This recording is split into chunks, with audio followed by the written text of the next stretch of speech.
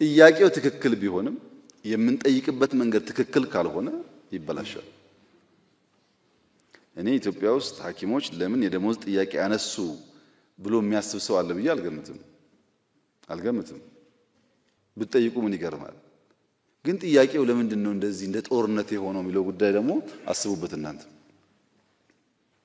የጤና ሴክተር ችግር እንፍታ ብለን ጤናማ መንገድ ካልተከተል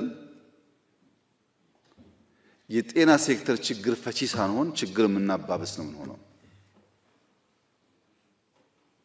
በአንድ በኩል አንዳንድ ስራዎች ተሰርተዋል ኢትዮጵያ ውስጥ ሳይንስ ሙዚየም፣ ኮሪደር። ስለዚህ ይቻላል የኛም ይቀየር የሚለው እሱ የትግላችን ፍሬ የድካማችን ፍሬ ነው። እንኮራበታለን። እንኳንም ኢትዮጵያውያን ይቻላል ማስተው ጀመሩ። ትናንትና አይቻልም አትንኩ እንዳለን እንቀመጥ እንቆሽሽ ነበር። አሁን ደግሞ የለም ተችሏል እኛንም ይንካን እኛም እንቀየር ከሆነ በጣም ትልቅ እድገት ነው። ኔጌቲቭ ላይ አይታይም። ያ ግን ኦቨርናይት ደግሞ እንደማይመጣ አብሮ ማሰብ ያስፈልጋል።